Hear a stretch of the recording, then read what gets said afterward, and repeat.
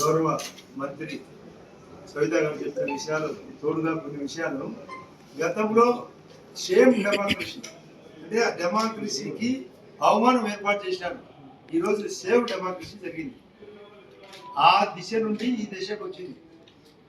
వాళ్ళ యొక్క మోసాలు, అరాచకాలు, అబద్ధాలు, అవినీతి, ఇష్టం వచ్చినట్లు దోపిడీ ప్రజలు గుర్తించడానికి ఎప్పుడు మీ పెత్తనమైన మాకు ప్రజలకు మేలు జరిగే ఈ ప్రభుత్వాన్ని, మంచి చేయబోయే ఈ ఎన్డీఏ గవర్నమెంట్ అటు కేంద్రం నుండి ఇక్కడి వరకు రకరకాల స్కీముల ద్వారా మేము మేలు చేస్తాం అనే నమ్మకంతో మా ప్రచారం జరిగింది. 200 రూపాయలకు ఏర్చే జగన్ రెడ్డి ఎంత మొత్తం బయటికి తీసినాడు, బయటికి తీపించినాం కూడా. దిమ్మ తిరిగింది వైఎస్ఆర్ పార్టీకి.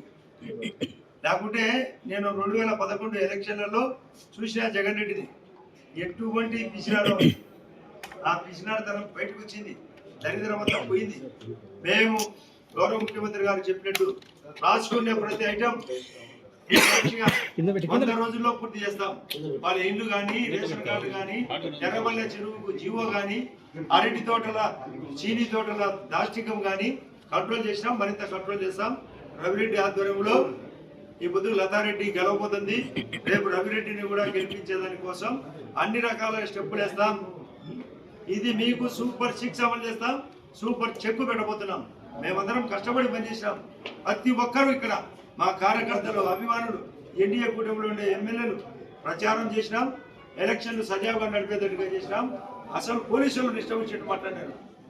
ఆ రోజు మురళీ నాయకుడు సతీష్ రెడ్డి గారు మాట్లాడే విధానం ఈ రోజు మాకు చెప్తున్నారు. డిఐజీ గారిని పోలీసులను తప్పించుకొని పోవడమేంది, కోతి చేష్టలు చేశాడు అవినీతి. ఆ మహానుభావుడు అవినాష్ రెడ్డి కోతి ఎగిరినట్టు ఎగిరిపోయాడట తీసుకోపోతుంటే. ఈ కోతి చేష్టల నుంచి మేము వాళ్ళకు చెక్కు పెట్టడానికే రాజకీయాలు నడుపుతున్నాం. మా ముఖ్యమంత్రి గారు అన్ని విషయాలు మీరు గౌరవంగా నడపండి, తీసుకొని రండి, పట్టేనాడు మీ సాక్షిగా మళ్ళీ చెప్తున్నాం. 100 డేస్లో పూర్తి చేసే బాధ్యత, రేపు రాబోయే రోజుల్లో చెక్కు పెట్టే బాధ్యత మాకందరికీ ఉంది.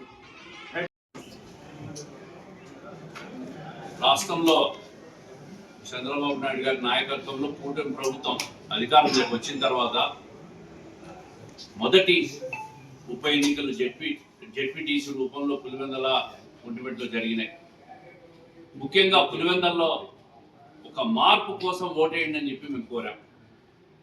ప్రజల్లో కూడా ఒక విశ్వాసం కలిగించినాం. 40 సంవత్సరాలుగా మీరు ఓటేయలేదు.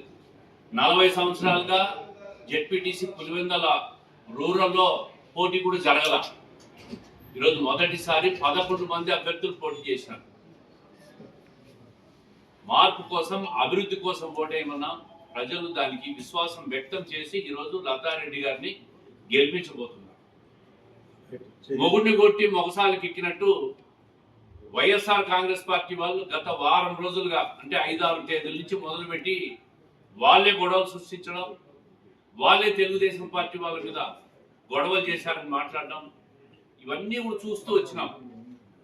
పోలింగ్ బూతులు మార్చారని చెప్పి ఆరోపణలు చేస్తారు.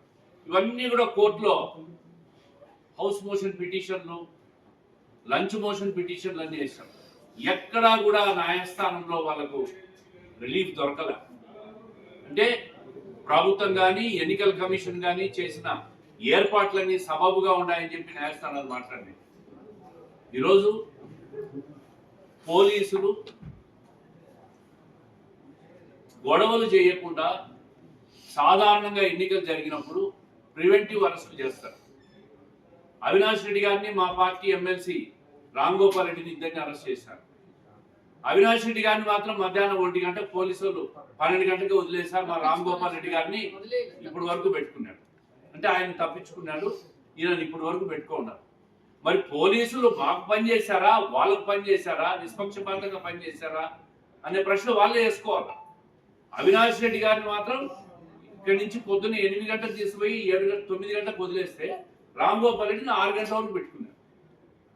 మరి మా ఎమ్మెల్సీని అరెస్ట్ చేసినప్పుడు కనపడలేదా వాళ్ళకు? ఇవన్నీ కూడా ప్రివెంటివ్ అరెస్ట్.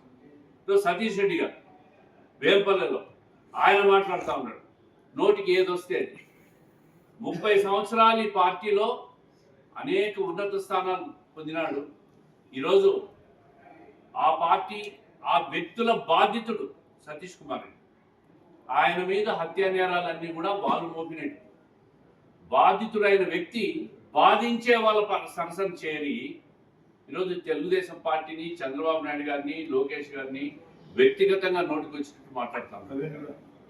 రవి గారిని నేను ఒకటే అడుగుతా ఉంటా, మీకు మనస్సాక్షి ఉంటే తెలుగుదేశం పార్టీలో ఉన్నత స్థానాలు పొందిన మీరు హత్య చేసే హత్య ఆరోపణలున్న అవినాష్ రెడ్డి లాంటి వ్యక్తులు పక్కన చేరి మీరు ఈరోజు రాజకీయాలు చేస్తూ ఉంటారు. అందుకే ప్రజలు మిమ్మల్ని క్షమించరు. ఈరోజు Telugu Desam party Pulivendula rural ZPTC విజయంతో మొదలైతా ఉంది. వచ్చే ఎన్నికలో ఖచ్చితంగా తెలుగుదేశం పార్టీ పులివెందల్లో కూడా గెలుస్తుంది. దాంట్లో రెండో అనుమానం లేదు. ఈరోజు జిల్లా పార్టీ అంతా కూడా, కడప జిల్లా పార్టీ అంతా కూడా ఒక బాధ్యతగా తీసుకొని పనిచేసిన ప్రతి కార్యకర్తకు కృతజ్ఞతలు తెలియజేస్తున్నాం. అదేవిధంగా భారతీయ జనతా పార్టీ కానీ, జనసేన నాయకులు కానీ ప్రతి ఒక్కరు కూడా ఐకమత్యంతో పనిచేసి విజయాన్ని ఈరోజు చేజించుకుపోతున్నాం. ఎల్లుండి జరిగే కౌంటింగ్ లో అత్యధిక మెజారిటీతో లతారెడ్డి గారు గెలవబోతున్నారు. దీంట్లో రెండో అనుమానం లేదు. వి సేవ్డ్ ది డెమోక్రసీ. ఈరోజు చట్టబద్ధంగా ప్రజాస్వామ్యంలో ఎలక్షన్ జరిపాము.